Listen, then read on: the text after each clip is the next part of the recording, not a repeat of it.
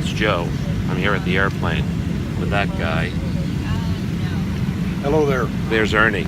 We just want to see if the sound is working. Can you do a sound check? Is this a sound check? Is this thing working? Is it working? You know, like check 1, check 2. Check 1, check 2. All right, if you heard that, it's working. Let's get started. What do you think of that effect on my face there at the end? Hi, I'm Joe. This is a post that I put on LinkedIn a few 6 days ago, and it was about him. That is my entire IT department.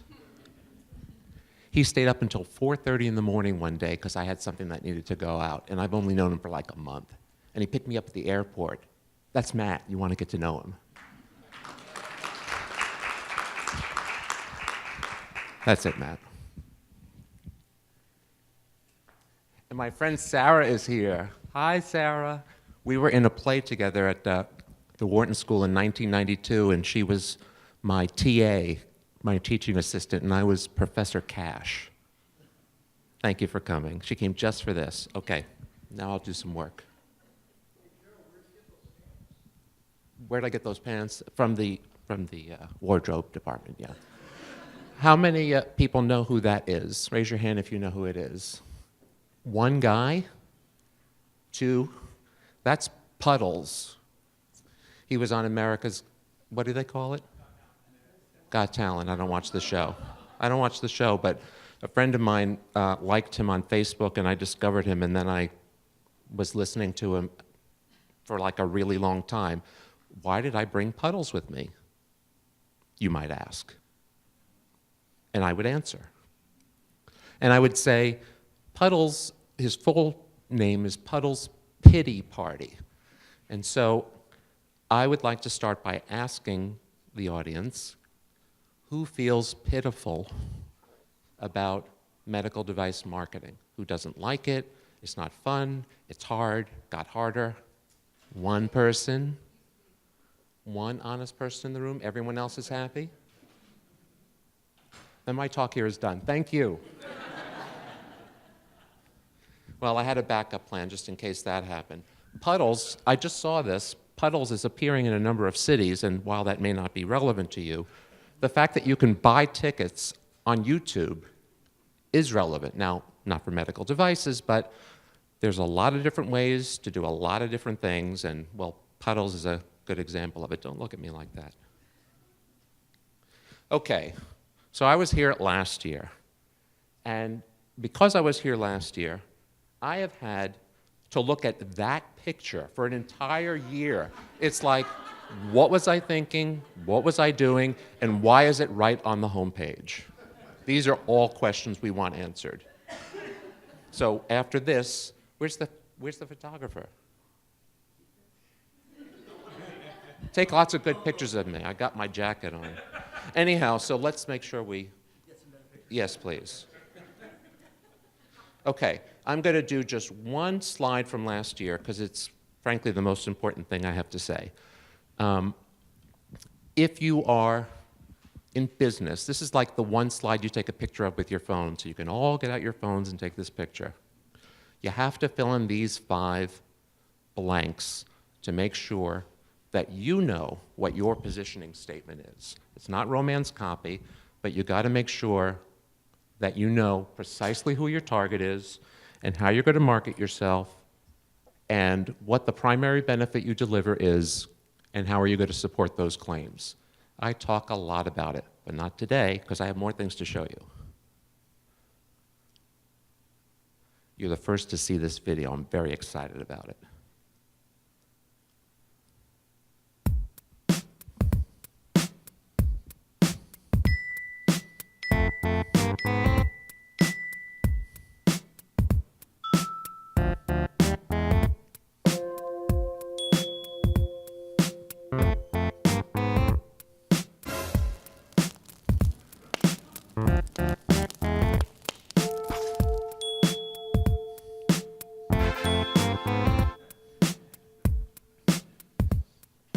Now, more than just being a commercial for me, and I am as great as they say,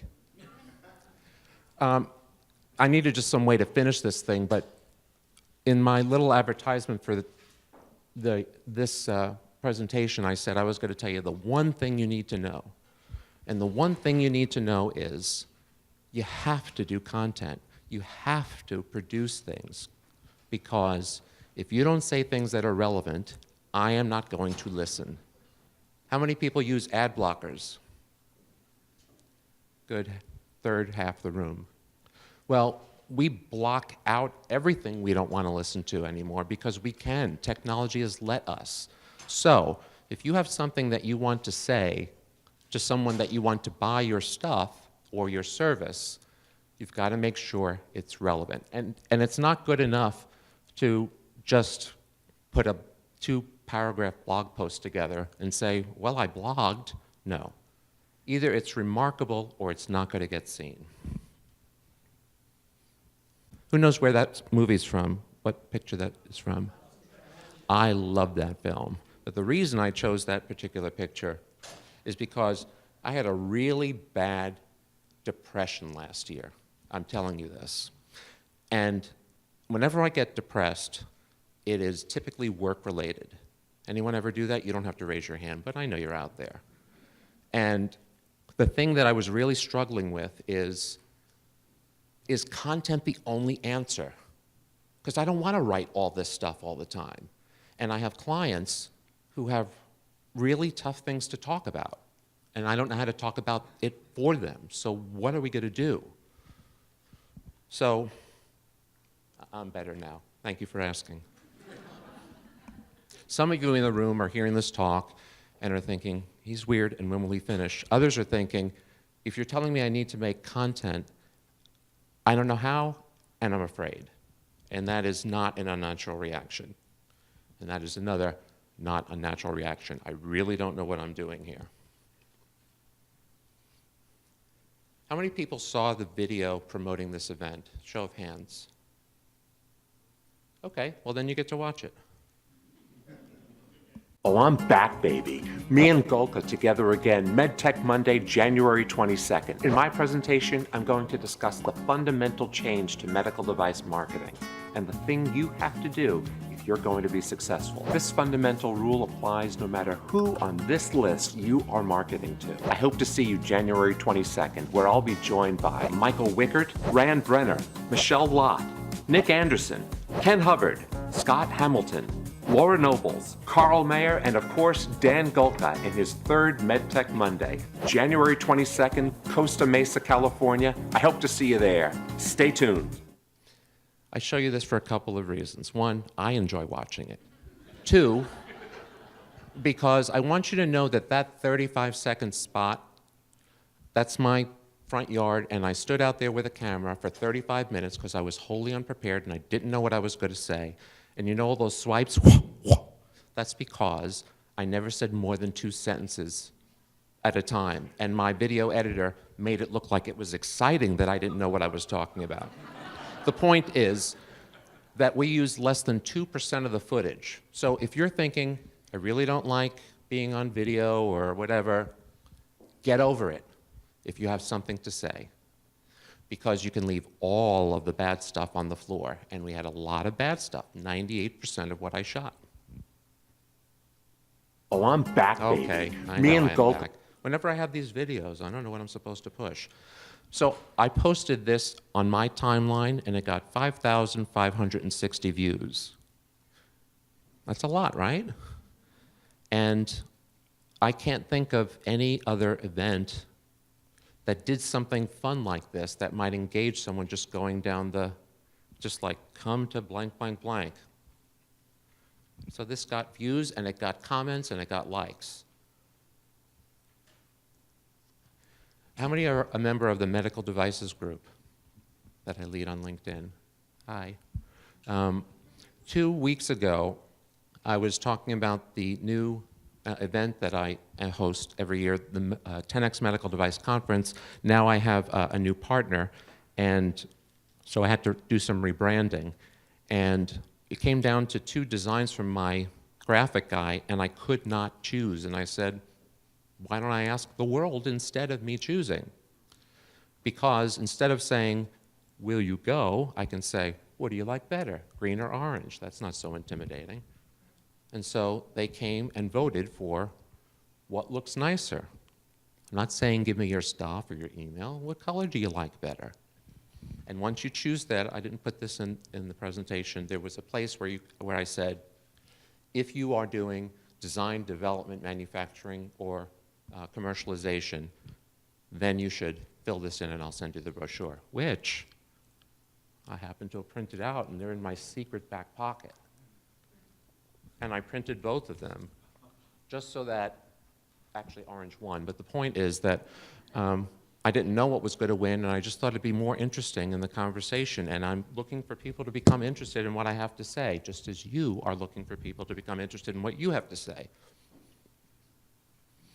I'm going to be speaking at South by Southwest, and I didn't go ever before, but my friend Dave did, so I just kind of inserted myself into that picture, and I just thought it was entertaining. I laughed. Oh, this one I really enjoy. That's my dog, Brooklyn. He's the older of two King Charles Cavaliers. Nice. Better than scratching an itch. Joe and Dave at South by Southwest, March 11th, Austin, Texas. Be there.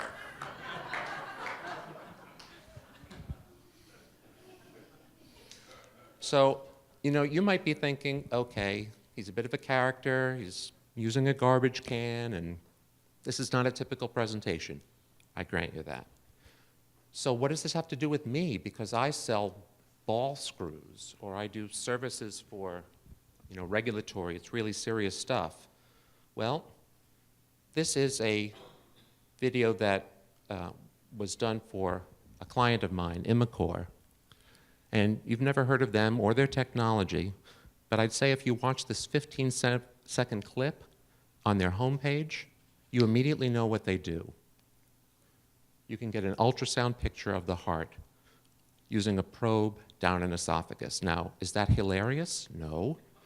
But relative to the site that they had before we started talking, they said, here's the game changer in cardiac blah blah. I don't even know what they said. And this says, this is what we do. Here's another quick video, and it has to do with telling a story. It's a three-step formula. Follow this formula, people will watch every second of your video, read every word you write, read your emails, your sales copy, and more. People like stories. There are three parts to a story. It starts with some context, then it goes to the inciting incident, and then it goes to the resolution. Context. So my friend asked me how to. Context. Inciting incident. But he didn't know how to create content. How could he do it if he's not a writer? Conflict. Resolution is, well, the answer is, I've got a three-step formula, which I just broke down for you. Context, inciting incident, resolution. His name is Derek Halpern. He has hundreds of thousands of followers, and he's committed to put out a video every single day this year. Now, I will not be doing that, but he's a storyteller, and that's how he gains his audience. Derek Halpern's his name if you're interested. So the next one I'd like to show you is another one for that client, Imicor.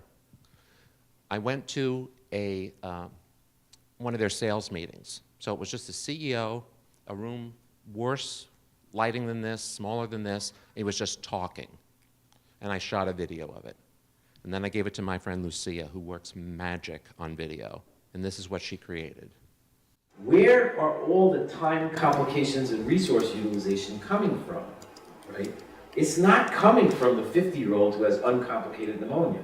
And it's not coming from the 60-year-old who has a heart attack and goes and gets a stent, okay? It's not coming from the, the 30-year-old who has, a uterine procedure in the operating room for whom, some simple methods might work, okay? 80 to 90% of the time complications and resource utilization are coming from the demographics, the high risk, and the complexity. This is what's driving the bus.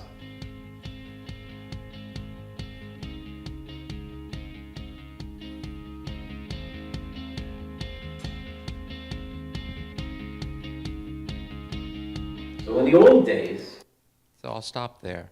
It's a 3-minute video. The point is, pretty dry material, but you put a little bit of color and music and it doesn't cost a lot.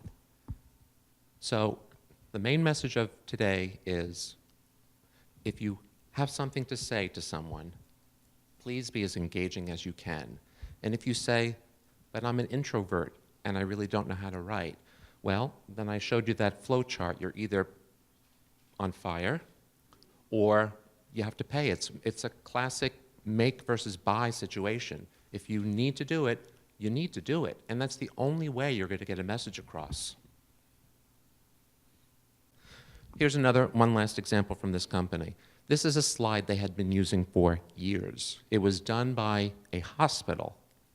And this, if you can follow it, because it took me a long time to figure out what they were saying, is how do you decide when to use this technology? And so we made a little video out of that, and we cleaned it up a lot. And I realize now that the video that I have prepared to show you next is not that, but that's okay, we're friends. We all make mistakes. Here's just another kind of approach to it. We started talking about how do you make a decision, and we said it's 3 steps. When your patient presents with these situations, use our 3-step method, and you can look at these 3 views of the heart, and then you can see right then how your therapy is working. And then you can repeat it as often as you need to. It's simple. It explains it, and that other formula was intimidating. This one's not intimidating. This one might get someone to say, okay, tell me a little bit more about that. Okay, this is the exciting part of the presentation.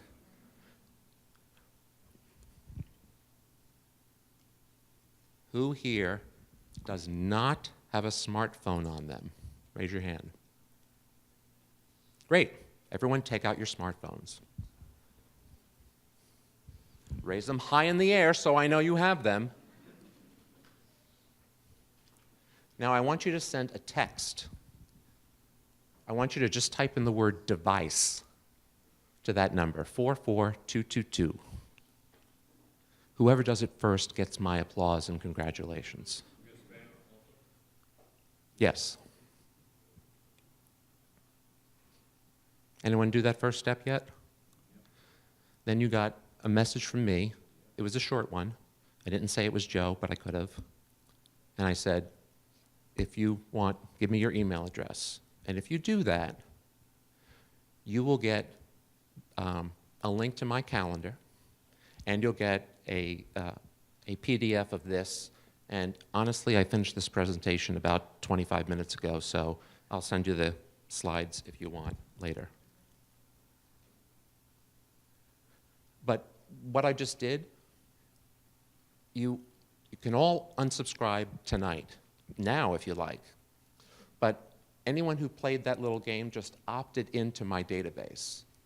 You're now in there, and you've essentially given me the privilege, and I'm very nice about it, and I say, if you'd like, and I tell stories, and if you like the stories, you stay, and if you don't, you leave, and that's okay. I started this presentation, I showed you that picture of Lost in Translation, where I was really depressed because I didn't know what to do about storytelling, because I didn't feel like I had anything new to say. So I decided that I was going to commit to writing 1 story a week, and I call it The Journey. And each week, I talk about some medical device marketing thing I did. Last week was the highest open rate I've had. And I think it is. No, it's the second highest. Anyhow, who here gets a 52% open rate on their emails? And then a 5% click-through over the total database. It's a lot. And the story I told was, I'm ugly, and so are you. And it's a story about how I don't like making videos either. But I have to do it, and the sooner I can get over how I look funny, or my skin complexion isn't right, or I'm balder than I thought, the sooner I can do my business. You see the little yellow area there? The difference there in that week is I dropped half of my subscribers. I sent them an email, happy holidays, I'm unsubscribing you. At some point in your life, you visited MedicalMarcom and gave me your email address. In return, I've loved you, looked after you when you were sick, fed and sheltered you. But you never write, you never call, you never even open letters I email you. So this holiday season, I'm giving you something you really want, all the power in our relationship. Call when you want, write when you want, and I'll be there for you. Until then, I'll give you the space you need while you work through whatever it was that went wrong between us. I still love you. If by chance I've gotten things wrong, just click the button below and we'll continue on as though none of this messiness ever happened.